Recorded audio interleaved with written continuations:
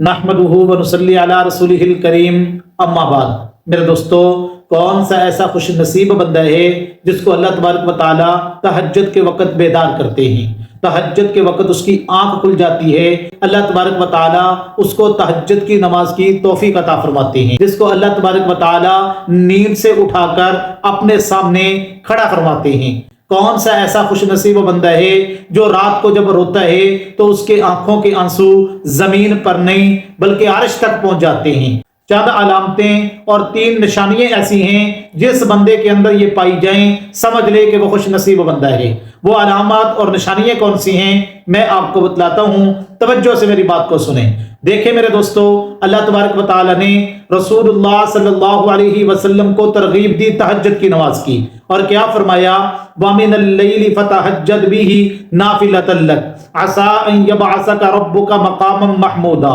میرے پیارے محبوب، اب رات کے آخری حصے میں کچھ حصہ اٹھ کر اللہ کی عبادت کریں، تہجد کی نماز کا اہتمام کریں، تہجد کے نوافل پڑھیں۔ فائدہ کیا ہوگا؟ عَسَىٰ أَن يَبْعَثَكَ رَبُّكَ مَقَامًا مَحْمُودًا، تہجد کی برکت سے اللہ تبارک و تعالی آپ کو مقام محمود عطا فرمائیں گے۔ تو اس آیت مبارکہ سے ہمیں یہ پتہ چلا کہ تہجد کی برکت سے انسان کی روحانی ترقی ہوتی ہے، تہجد کی برکت سے اللہ تبارک و تعالی انسان کو اپنے قریب کر لیتے ہیں، تہجد کی برکت سے انسان کا تعلق اپنے رب کے ساتھ مضبوط ہو جاتا ہے۔ پہلی علامت یہ ہے کہ بندہ یہ تہیہ کر لے، یہ عزم کر لے، یہ پختہ ارادہ کر لے کہ میں نے تہجد کی نماز کو آج کے بعد نہیں چھوڑنا، میں نے تہجد کے لیے اٹھنا ہی اٹھنا ہے، ہر صورت میں نے تہجد کی نماز کو پڑھنا ہے۔ میرے دوستو، یہ وہ بندہ جس کا دل ٹوٹا ہوا ہو، جو یہ سوچ لے کہ اب میں اپنے معاملات کو اپنے اللہ کے سامنے رکھوں گا،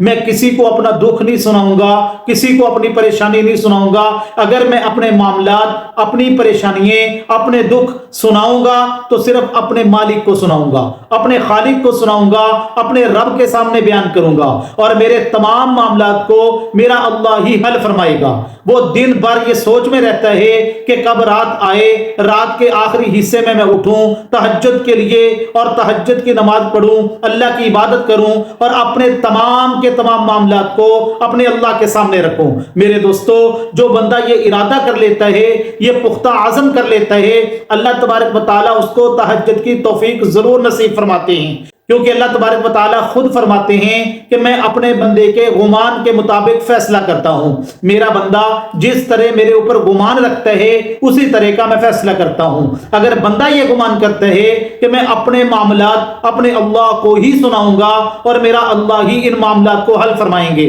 تو اللہ فرماتے ہیں میں اپنے بندے کے تمام معاملات کو خود ہی حل فرماتا ہوں، بندے کے تمام معاملات کے لیے میں ہی کافی ہو جاتا ہوں۔ کفا باللہ وکیلا، کفا باللہ شہیدا۔ میرے دوستو،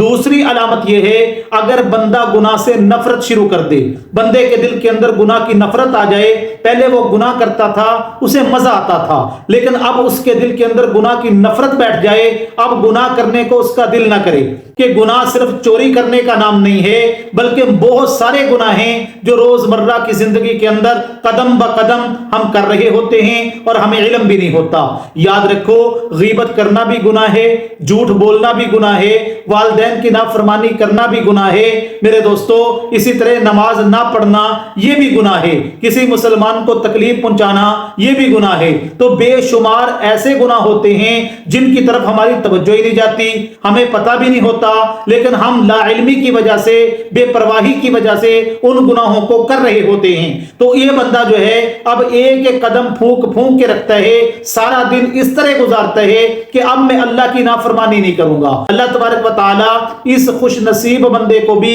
تہجد کی نماز کی توفیق عطا فرماتے ہیں۔ اور تیسری علامت اور نشانی یہ ہے جو بندہ اللہ تبارک و تعالی کا ذکر کرتا ہے، اللہ کو یاد کرتا ہے اور اللہ تبارک و تعالی کو بھولتا نہیں ہے، یعنی پورا دن اللہ کو یاد رکھتا ہے، اللہ بھی بندے کو رات کو یاد رکھتے ہیں، ایسے بندے کو خود بخود جگا دیتے ہیں، اس کی آنکھ کھل جاتی ہے، اس کو بیدار کر دیتے ہیں کہ میرے بندے اب کھڑا ہو، جو तूने मांगना है वो मुझसे मांग, जो तूने सवाल करना है मेरे सामने सवाल कर, तेरा रब तेरे हर मामले को हल करने के लिए तुझे पुकार रहा है। तो मेरे दोस्तों, ये चंद अलामात हैं जिस बंदे के अंदर ये पाई जाएं वो खुश नसीब बंदा है। अल्लाह तबारक व तआला इन बातों को समझने की तौफीक अता फरमाए।